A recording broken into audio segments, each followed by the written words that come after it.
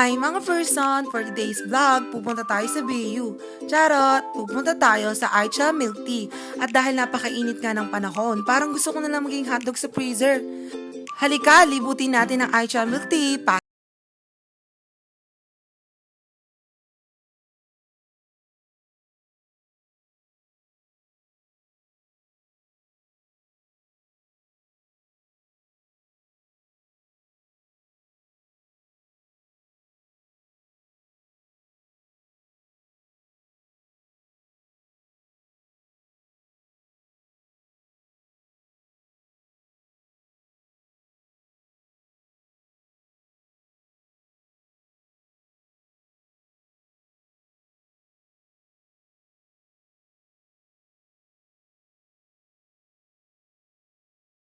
Init na ng panahon, hindi na nakapaghintay ang mga person na umorder ng milk tea.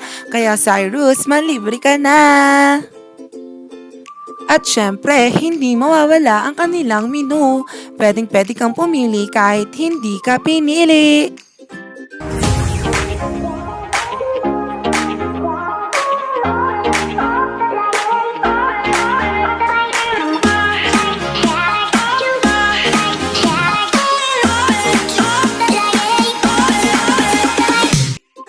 At dahil nabusog na ang mga person, may nagawa silang kalokohan.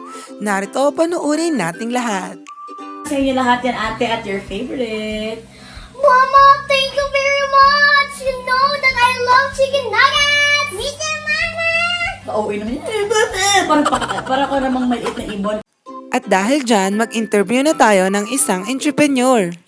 Morning everyone! So ngayon nga, nandito nga tayo sa iChop Empty Shop here in, Sitio Amoroso, Cebu Springs, San Miguel, Bulacan. At nandito si Ate Marie, siya ang owner ng iChop Empty Shop. Ate Marie, may konting katanungan lang po kami dito sa pagtayo niyo ng, ng empty shop po. So number one po, ano po yung mga gantimpala at hamon na inyong naranasan bilang isang negosyante?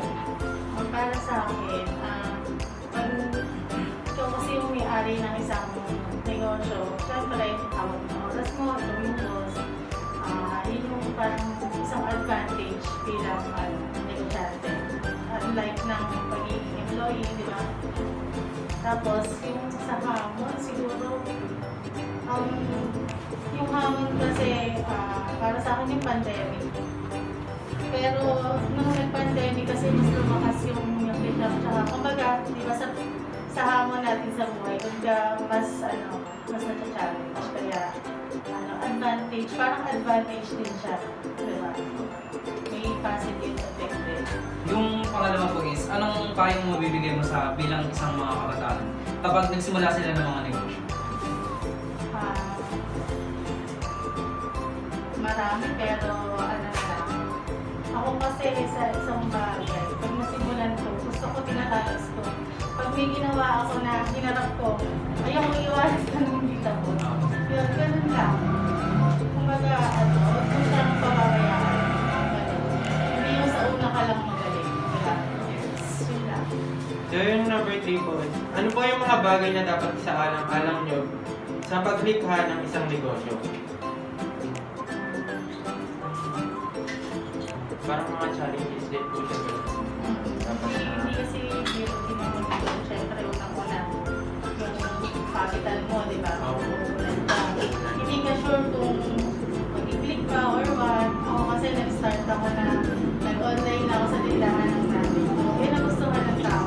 So, nag-decide ako maganda ng existing shop ko.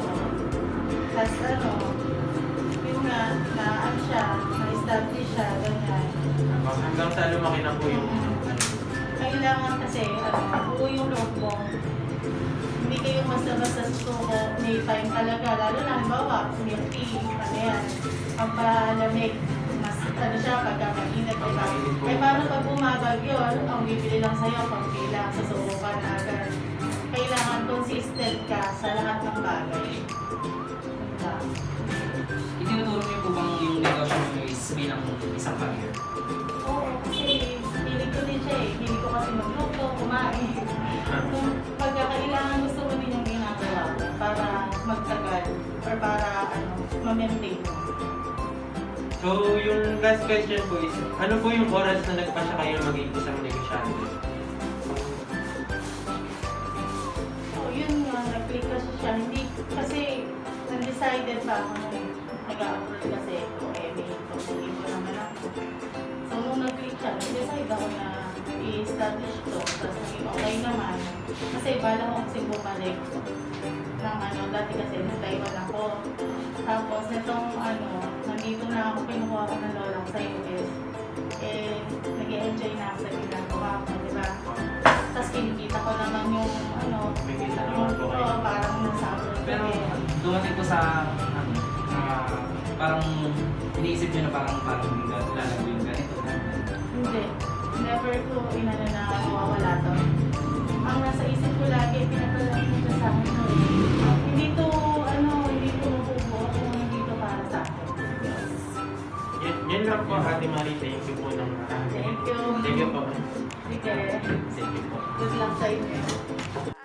Ano mang hamon ng buhay, tayo pilit taahon. Ang paalalang ito ay hatid sa inyo ng iChat Corporation. Come and tell me, do you feel the